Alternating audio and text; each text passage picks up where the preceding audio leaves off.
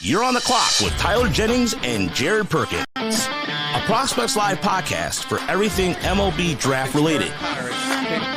Join us as we discuss the biggest stories from college and high school baseball, bring you interviews from your favorite draft prospects, and break down live looks with Prospects Live analysis across the nation. Get ready, because you're on the clock with Tyler Jennings and Jared Perkins. Welcome to another episode of On the Clock, your Prospects Live podcast that's covering everything amateur baseball and MLB draft related. On the Clock's brought to you by Jaw Bats. Jaw Bats provides the highest quality ash and maple, handcrafted, fully custom bats, apparel, accessories, and more. Click the link in our bio and enter the code OnTheClock10 at checkout to get a 10% discount on your first purchase. You can see more of their stuff at jawbats.com. Tyler, we are back from the draft. It is post-draft recap. How are you feeling after draft weekend? Very tired. There's a reason why there's a towel on my head, and very burnt, very, very burnt, mind you. I don't know if you could a little watch stand line there. Yeah, nice. it's not great. Nice. But yeah, like finally getting to a point where like we can get a break in. Like, yep. It's been fun, been insane. Yeah, I've been too much time in a plane and driving the past week or so. So it's like just tired. For those who don't know, Tyler went from the draft, went straight to USA 18Us, and had himself a time at the field all last week. We'll get into that in a little bit, but we got to recap the draft weekend. We were there with Drew Wheeler and Greg Hukamp from our Dynasty team. Had an absolutely incredible time at the Futures game. Met some awesome people. Caught up with Joe Doyle, Jeff Ponce, everybody you can think of. And we had a 3.5 hour live stream of the MLB Draft. So I think we got to recap some of that. But Tyler, what were some of your takeaways from that weekend before we kind of get into the draft stuff? A very fun weekend, honestly. Yeah. Like Drew and Greg, absolute grade A dudes. Like being with them at the table, like almost kind of like 24/7 basically, except for the part where we were asleep. Like really, really fun to be around those guys. Like I know dudes. Drew mentioned this on the Dynasty podcast that we did last night. But he was like, Tyler's so gracious to answer. I was like, I am just here to help you out, man. Like, yeah, that's the best way to put it. Like, I'm here to help people out, do everything that I can to be as nice as possible because I'm a nice guy, or I like to think I am. Yeah. Sometimes. Just kidding. Not to mention, also, I did beat Patrick Bauer's tail in a 9-hole golf, even though we kind of both sucked. But a win's a win. Hey, a birdie's a birdie. I'll take it. That was my first birdie in like a few months, actually. So I'll take a birdie, especially when you stick it to 2 feet from like 150 yards. I'll take it. Yeah, I mean that weekend was incredibly awesome. I feel like it flew by. Just every experience that we got to have, being on the field, watching the high school home run derby, got to see guys like Ethan Holiday, Xavier Nyans, Quentin Young, a bunch of others, like dudes that are going to be possible guys for the 2025 MLB draft in top first rounders.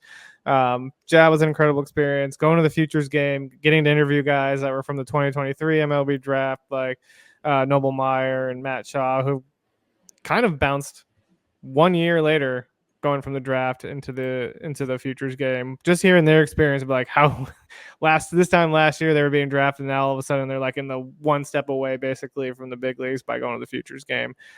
Just cool stuff to hear their stories and their perspectives and just be in that element and environment with all these other cool content creators, draft people.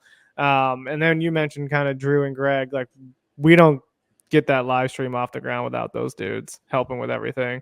You saw all the content that was going out on the Prospects Live Twitter, like pick by pick, selection by selection, tweets going out of each player. They were on it. They were crushing it. They did the whole entire setup for us basically with the live stream. So props to those guys. Like we just wouldn't have been able to do that without them. 100%. They're the brains behind the operation, really. And like if it's not for those two really getting together, figuring out a game plan for the stream and getting everything working, there was no stream. So they need, I told Drew this a million times, like pat yourself on the backs if you're listening to this, like did exceptional Yeah. Even if they want to like deflect it and say like we did exceptional, like I know I didn't, I did awful, but Oh, please. um, but yeah, it's like there's no stream about that, and it's like it's a big celebration for us because like last year we struggled through the 2023 cycle. We had you mentioned Joe Doyle earlier. He left. Oh God, like 2 months before the draft, we had to rebuild everything from scratch. It was a really stressful time, and that's nobody's fault. Like that was just the situation we were put in with everything that happened. And like, I still like Joe. Joe's an incredible dude. He's been one of the biggest risers in like the draft industry in the past couple of years. And there's not enough nice things I could say about the man. Like super, super nice, super chill. Had a ton of fun talking to him at the Futures game and even getting breakfast the day after. But also like we were just not ready for what happened. Yeah. We really weren't. We get out to draft week and like our draft stream, we did the full first round and the comp round picks, and it was maybe like 40 max. And then we get to this year, have a full cycle to ourselves, have fun, make it our own thing. Like we've already gotten through the hard stuff. Here's the easy stuff. Like we've gotten through the hardships. We are now at a point where we're having fun. Like it was just exceptional, and I was really proud of how everybody kind of came together this year, like making this podcast a thing.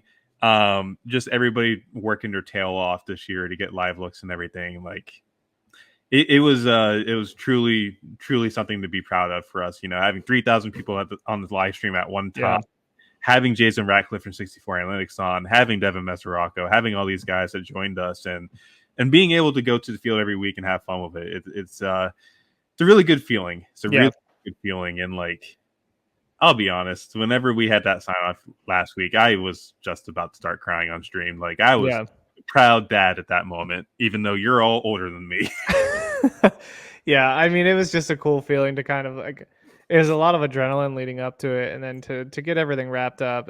Think about when we started doing the podcast, like I didn't think we were going to get guests, but then next thing you know, we got Jay Johnson, LSU's head coach on. We got Jason Kelly, who was Washington's head coach on at the time. And we got all these draft prospects like Nick Kurt, Seaver King, Drew Beam, and they all were gracious enough to take time to join us. So these two guys are just doing some random podcast on the MLB draft and really helped us grow this thing. Like we couldn't have done it without those guests who are willing to take time out of their day, share their stories and how they kind of got to where they are, and share it with all of you and all the fans who are watching and tuning in, and to get to know the new guys who are joining your organization. Like that stuff's really cool because as much as we like focus on the stats, the players and all the data and things like that, like there's human beings behind this. And like, I don't know, it's cool to relate to the guys who are joining your organization. So really appreciate everybody who came on the podcast throughout the year, everybody who joined us in the live stream, and just made the 2024 MLB draft kind of a success for us and for everybody. So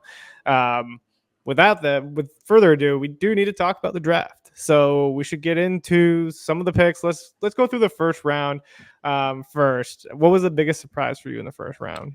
I think he's Savage falling a little bit. We had him as I think the 9th best player in the class, and like we were extremely high on Savage all year. I may have been one of the first people on the space to be like, hey, this might be starting pitcher 3 in the entire class. Like from the time I saw him at the first weekend of March at the Clark LeClaire Classic, I was like, there's a chance there's like 3+ pitches in this arsenal with really good command. Like kind of just putting it out there, like really good. And obviously like there was some issues down the stretch. Got tired, started to have command fade a little bit, did have an injury, which, freak accident, the collapsed lung, but there was also maybe some back issues there as well, which may have contributed to the fact that he fell to the Blue Jays at 20. But the Blue Jays just really need pitching in that system, and I think it's a pretty good fit, assuming that he doesn't fall victim to the other arms that have had issues in that system, because they've had a plethora of injuries go through their arms recently. Peterman, everybody, Nate Pearson, all the top guys you can think of. Landon Muradas had internal brace surgery. Eric Pardino. Brandon Barriera had full on TJ, I think, too. So I'm hoping we don't see that with Savage, and maybe even Cal Steven, too. Like that's a pretty good 1-2 combo to go with at the top of your draft for day one. But even looking at like there's another one, Ben Hess. I didn't expect Ben Hess to be a first rounder. Yeah, comp second is where I thought he was going. Yeah, like we had him early second, I think. on our board, and then started seeing like there was some helium towards the end. Like people started to really like him. And I was sitting here at like the middle of the year, like he's not performing all that well. And I wrote that piece in November, December for like no reason, but hey, he ended up being a first rounder. I'm not complaining about that. I really, really do like the body and the stuff too. Like he's built for a workhorse like frame, and he's got 4 really good pitches. Not much to complain about there. I think the Yankees, with the fit that the Yankees have, like the Yankees have a really good pitching development system going on right now, and Hess is going to fall right into that. I think it's going to be a match made in heaven for him. And there's a few others in that Yankee draft class. They went pitching dominant, really. Mm-hmm. It was kind of like an Angels draft a little bit, not full like 20 rounds, 20 arms kind of deal, but they kind of took a page out of that book, and I think they may have done a little better than what the Angels could have done. They get like Gage Zeal's a good one. Griffin Herring, who could have been a starter at LSU next year, is not going to be in that organization. It looks really good for me. Yeah. And, or at least to my eyes, not for me, but that's, that's just where I'm at on that. And I think I already know what the surprise for you is to pick right after Ben Hess. No, well, yeah, that's a surprise pick for me. Well, everybody has Dante Nori as the random obscure pick of the first round, but I was going to go with Braylon Payne. The Brewers taking him at 16th overall. I didn't think he was going to be in the first round. I knew that there's upside there, a lot of tools. I think he broke the high school home run record at his high school, which was held by Matt Carpenter, I think. Yep. Tons of speed, like really good kid. We had him on the podcast. I just didn't think he was going to go as high as 16. And then all of a sudden I saw what the Brewers were doing later in the draft, where they went and got those 2 Northeast arms, Livonis and one other. I think it was Tegan Coons. Was it Coons or was it another Pennsylvania kid? Can't remember. Bryce Mekich. Yes, Coons Bryce went Mekich. to. Yep. Coons has gone to Tennessee. That's already confirmed. Yeah. So once I saw that they went and got those 2 prep arms later in the draft, I was like, okay, Payne makes more sense. They're probably saving a ton of money with that 16th pick. Saw a ton of upside in this kid because he does have upside in tools. So that was probably my biggest shock. And then, we got to talk about the Dante Nori one. I think both of us had that as one of our biggest shocks of the draft. Where did he come in on our list? Like in the hundreds, maybe? He was like a 4th or 5th round grade on our board, which at the end of the day, that's not a good thing for us because obviously we have a guy that's ranked so low be a first rounder. Yeah. But I think at the end of the day, like I mentioned this in our little recap, like it's a 5'11", 190 maxed out frame kind of guy, who's hit over power. How much more are you squeezing out of that kind of profile? He's already really old for the class too. Like it's a really weird pick. I understand why they did it because obviously Griffin Burkholder is going to get a lot of money at 63. Mm-hmm. I feel like you could have just gone with someone else, maybe at 27. I think Dante Nori, as good as he is, like the speed's obviously the selling point there and the hit tool, but like I said, how much more are you physically going to be able to squeeze out of that kind of profile when he's already, kind of on the smaller side, already has the forearms of an absolute brute. Like I've mentioned it before, his forearms are the size of my neck. I just curious if they were in on a guy like Braylon Payne and did not expect him to go that high, and then all of a sudden they're like, oh well, now we got to figure out who we're going to go with second, and they probably only had a few guys who were willing to take the pay cut that they wanted to give. Yeah, and like that range too, there wasn't really a ton of like college options either. Like, no, kind of fell off a cliff on the college side, and that's about where some of the interesting prep guys kind of started coming in. Slade Caldwell, Wyatt Sanford, all these guys that we thought were going to be in that range.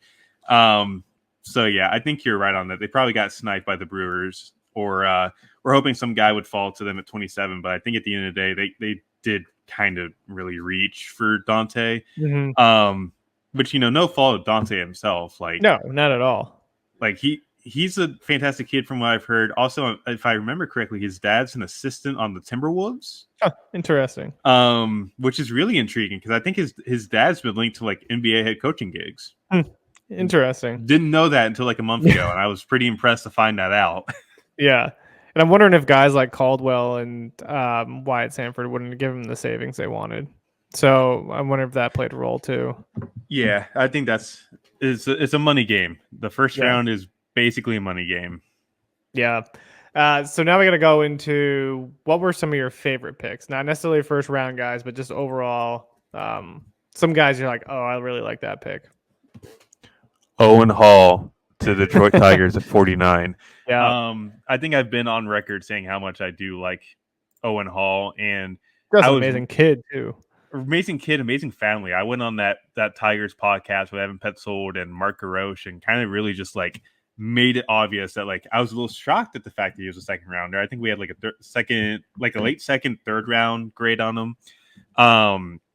But like can't say enough nice things about the family and the kid himself. Like he's a very mature kid.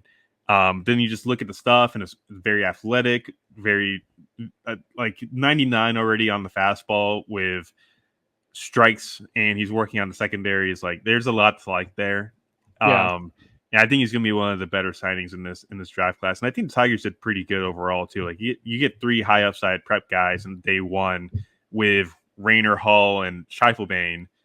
And then there's another one that's kind of slipping my brain right now. Oh, actually, you know what? You know exactly what it would be. Kyle DeGroat, 14th round. Yeah. Amazing value. Yep. Love that pick there. That wasn't going to be my Royals pick for my favorite pick. So I wrote this in the final recap. I was like, now I know what you're thinking. Jared's being a homer here by picking my favorite pick by the Royals. But Drew Beam in the 3rd round at 76 overall. He was in our top 50 overall players. He's another guy like Owen Hall, just incredible human being, does a lot for his family. The Purple Glove story that you can catch on our on the clock interview with him is just awesome.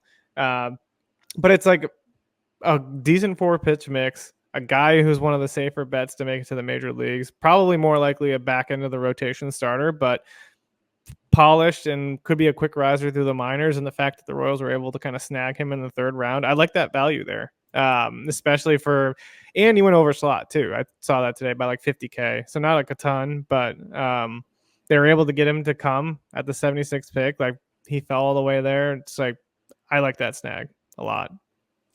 I do too. I do like it. And I think he's a high floor, limited upside guy, but he's proven to you that he can go out there. He's a workhorse. He gets wins. He gets innings. He does a really good job of commanding the strike zone when he's on. I'd like to see him be a bit more consistent with secondaries, but other than that, like, you know, this is a guy that could be a number 5 starter at his best. And give you quality innings and really save your bullpen on days where your bullpen really is lacking the not the experience, but like the energy to go out there and get you the final outs of a ball game. Yeah. And for what it's worth, Royals pitching development has done a lot of emphasis on teaching guys sliders and sweepers. So, I mean, not saying necessarily he'll pick up a 5th pitch, but if they can teach him an out pitch, I mean, that's huge for his development. Yeah, and I think for him, like that curveball was a bit inconsistent this year. Do they make it a full-time sweeper? Because that's really how it performed well last year. Maybe there's something that they can unlock there. Maybe the fastball can miss a bit more in terms of missing bats, but I'd like to see how they kind of work with that curveball a little bit, because it was, like I said, a little bit more inconsistent this year. I kind of wanted to kind of stick at that, like the 10-4 shape, like he mentioned on our podcast earlier in the year. Like that's his bread and butter. That's how it's performed better. So get more of a consistent changeup use, and maybe see what you do with a cutter. Can it be a true slider? Can it be kind of that bridge pitch to get guys off the fastball and off the curveball? So we'll see what happens. Yeah, I mean, for one, a guy who's had success with that is they've done that a little bit with Chris Bubic. They taught him the slider and kind of got him away from curveball a little bit, but he's still throwing the curveball. But I mean, he's just a guy who found out, hey, maybe if I try something different, it might actually work. So see how that development goes.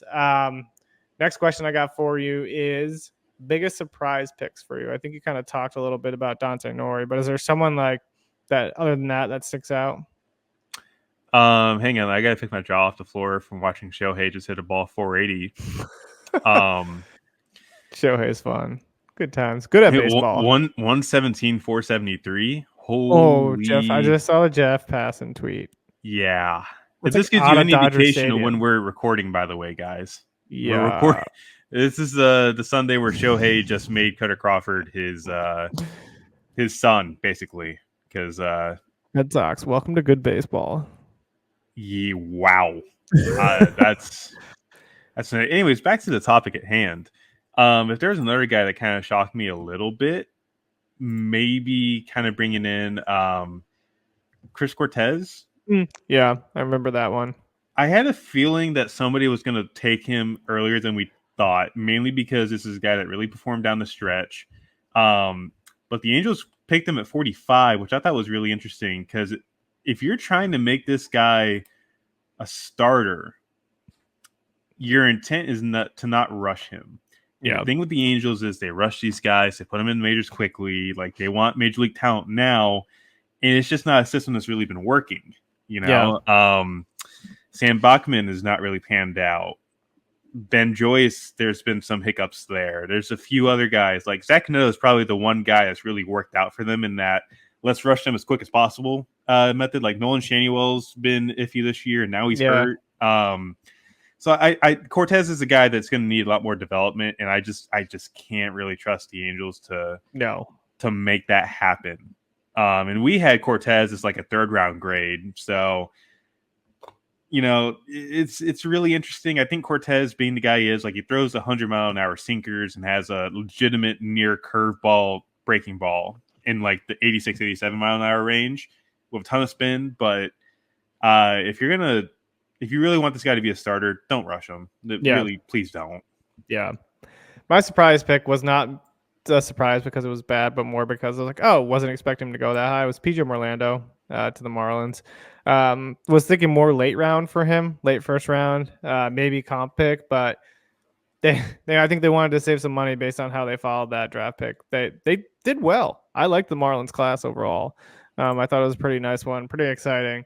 But Orlando came on our podcast and talked about the BP session he put up at the combine, which I'm sure helped in terms of his draft stock. It was 4 baseballs, hit over 110 miles an hour, exit velo. Guy's got insane juice. Hasn't really tapped into it in game, but he's just someone that I think there's a lot of tools there for them to build off of. They drafted him as a right fielder specifically, according to MLB Draft Tracker. So definitely going to play him in the outfield. But then they went Carter Johnson and Aiden May after that, and I expect at least Carter Johnson's going to go over a slot. So they save some money to get both of those guys.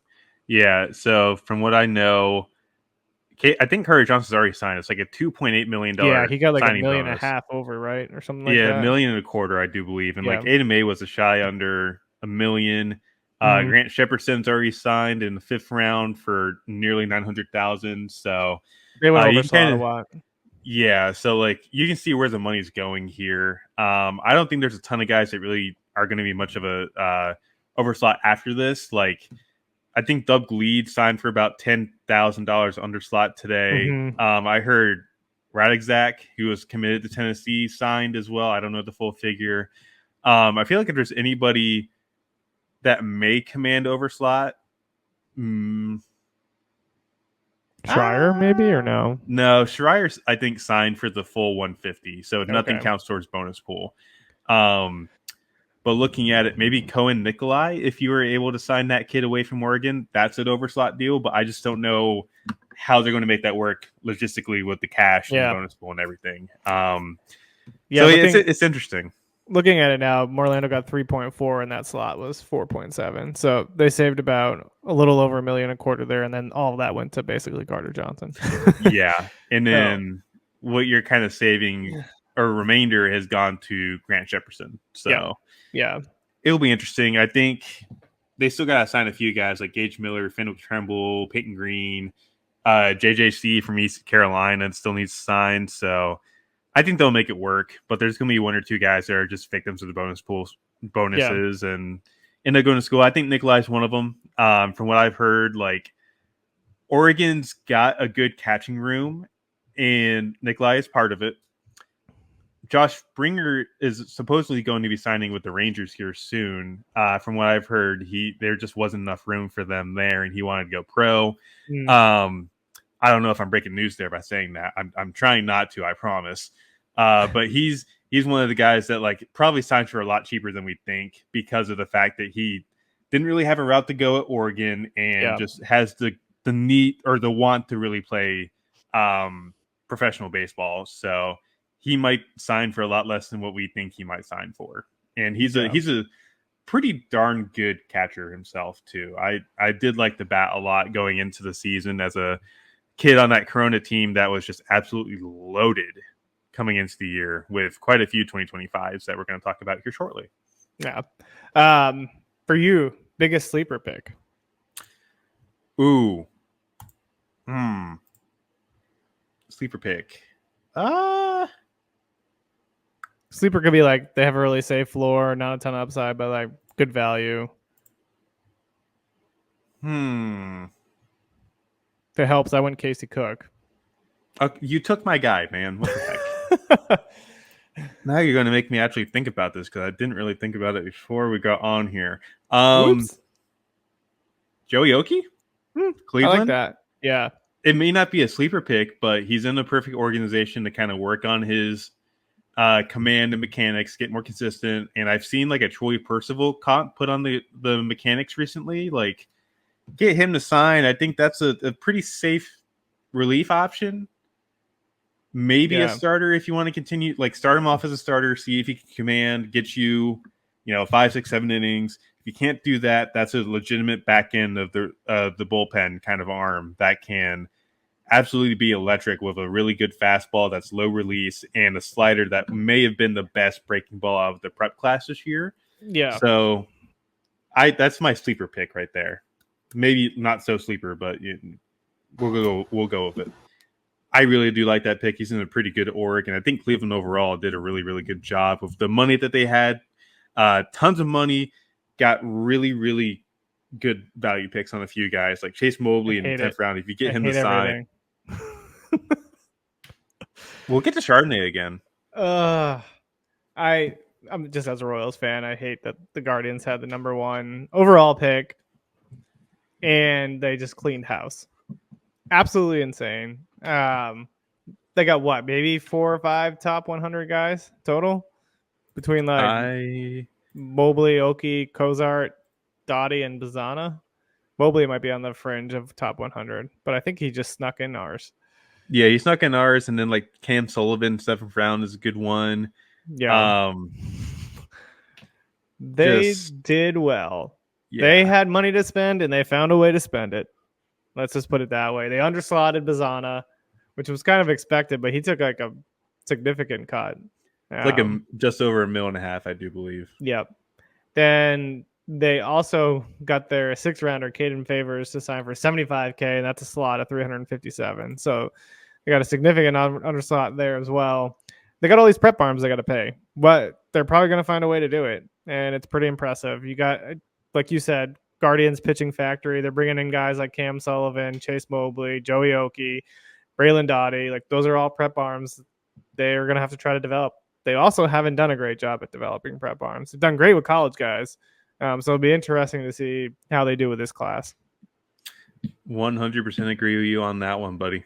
Yep. My sleeper pick was Casey Cook. Just going to go with that one. I talked about Drew Beam kind of being the safest floor pitcher. I feel like Cook's kind of one of those guys that's like the safest floor bat type. It's just a really, really nice left-handed swing, controls the strike zone. He's probably more of a hit over power guy. I know he did tap into some power this year, but you saw him a little bit more. I don't know what your consensus is there, but it's kind of where I'm at on him. Who was it again? Casey Cook. Let's see here. I've heard scouts put 60 on the hit tool. Yeah. Fringy power, plays probably left field. Maybe you put him in second base if everything works out. But arguably the toughest out in the ACC this year. Yeah. I've heard that from multiple guys that have Insane.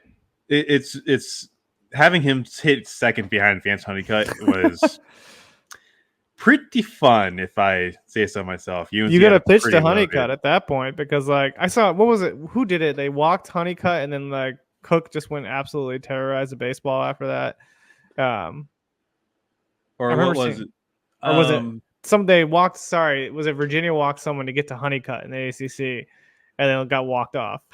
It was the College World Series, I do believe, because people were like, let's walk Honeycutt to get to Casey Cook. I'm like, No, you pitched No. the Honeycutt because he's 0 for 4 on the day, and Casey Cooks hit like 2 doubles and a triple. Yeah.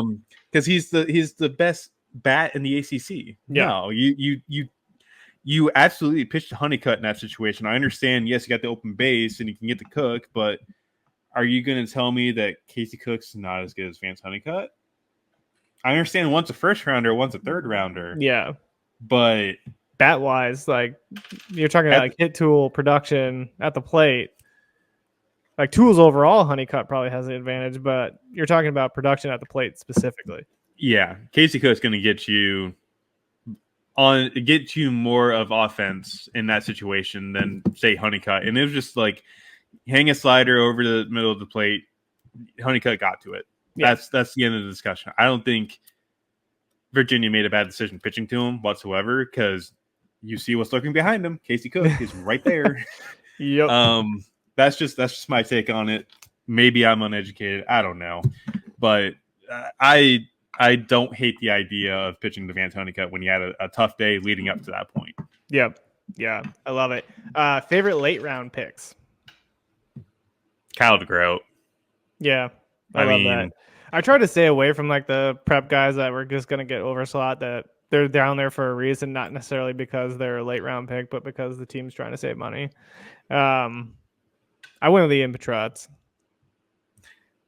as a 12th rounder. Did he sign for a little over? I think he was $200K, I believe. Okay. Yeah. So he's just an interesting guy. I think we've talked about him before. We had him on the podcast, but just has raw power, just doesn't really tapped into it. Has been definitely a hit over power type guy during his entire play. Jumped to the ACC, wasn't overmatched, played well there. I don't know. I just think like he's kind of the bat that you draft at this point of the draft and kind of hope you can make some tweaks that he can start tapping into some of that power. Like not a super exciting pick, especially because he's just kind of lacks a defensive position. Plays left field okay, but there's just not an arm there and the speed's kind of eh. So like, I don't know. I just think like you're kind of hoping he can stick as a left fielder and be kind of a fringe type bat. But I like it. I like the value there. I do have another one I want to tap into here. The Milwaukee Brewers 14th rounder James Nunnally was a guy we were really on coming into the draft. Milwaukee may not sign all of their guys that they drafted. Like they kind of hit some, not sack flies, but like long flyouts to like right field. Mm-hmm. And they're really trying to. They're capable of signing all these guys. I just don't know how they're going to make the money work. But like, you get Joey Broughton in the 13th round, who yes, he had TJ this year, but good value for what it is. People loved him coming into the spring, and he was destined for a velocity bump.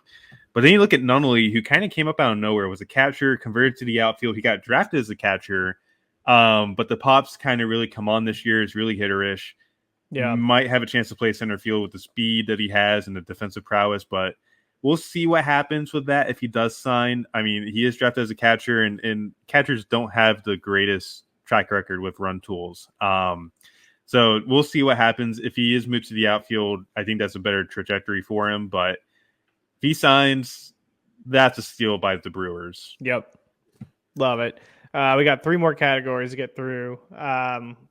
We only have 2 more. We just did our favorite late round picks. Fastest movers. Who do you got? You're probably going to steal my guy. I'm looking at the Angels draft here. Hang on. Give me 1 second. Oh, that's a good one. Yeah. That's a good team to pick. Ryan Johnson. He'll be up this year, is what you're saying. No.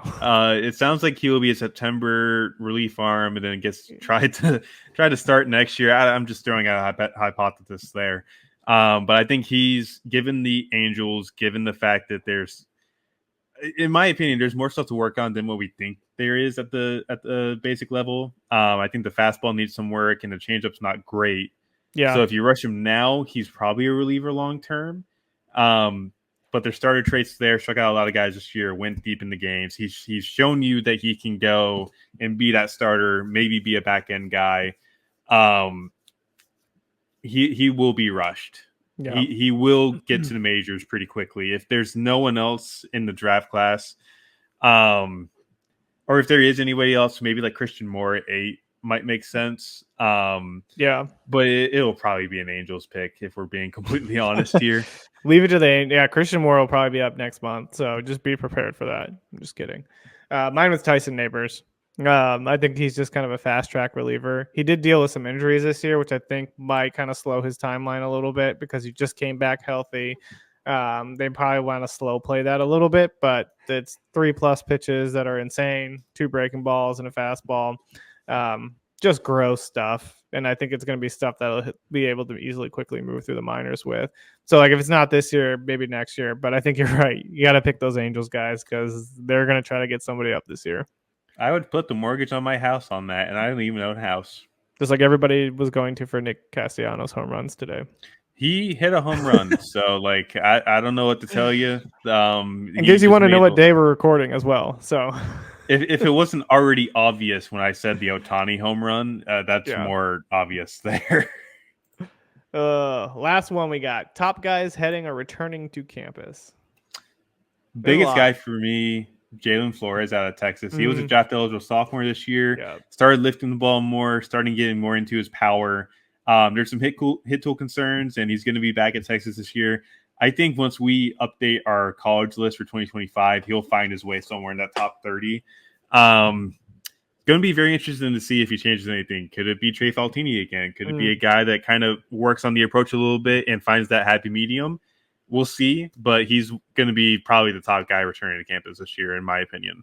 I love it. I just picked a kind of a random obscure college one, but I went with Harrison Didewick from Virginia. Big power bat in the lineup, struggles with strikeouts. Probably wasn't going to be a super high draft pick, but for a Virginia lineup that's going to be stacked. The fact that they're getting Didewick back, that's going to be a fun team. Again, just absolute mashers. I mean, my easy pick would have been William Schmidt going to LSU, but that's, of course, a great get for Jay Johnson. Probably going to go right into that rotation as a right-handed pitcher for them, although they did get a ton of guys in the transfer portal too. So LSU is going to be stacked again. Virginia's going to be stacked again. Be a good college baseball year. Oh, yeah. And that Virginia line is going to be deep year in, year out. So yeah, it's a fun time. They got, Henry Ford and Henry Godbout, who are in our top college ranks in the top 30. So yep, stacked, absolutely loaded. Going to be a good time. Do we have anybody else we need to talk about before we kind of wrap up? Move on to 25s. Yeah. Oh, if you didn't look, Tyler's been getting a ton of 25 guys at USA Collegiate, both college and high school side. He's going to have a ton of video coming your way that'll be uploaded to YouTube. I just put out two early players to watch for the 2025 MLB Draft. So we are going to go on a break with the podcast probably until about August time, and then we'll start kicking things back up at the end of the summer as we start to approach fall ball. We're planning to have coaches on, whoever we can get, to give some fall ball updates on guys. And then after fall ball, we'll probably start bringing 2025 draft prospects on to the podcast as we lead up to the season, just to give you guys some insights from those guys as well. So we're going to keep rolling. We're going to take a break from the podcast so we can get ourselves prepared for 2025, take a little break from this. Shout out to our sponsor, Job Bats, has been doing some incredible stuff for us to really help us keep this podcast going. If you haven't checked out their website, I have this awesome sweater. They have cool gear. They have custom-made bats. Be sure to check them out.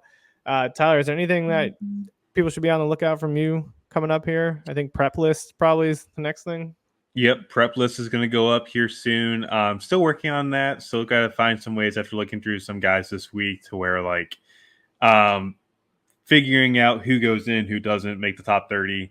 But then after that, just working on video. I'm still working on some 2024 stuff. We're going to put that to YouTube.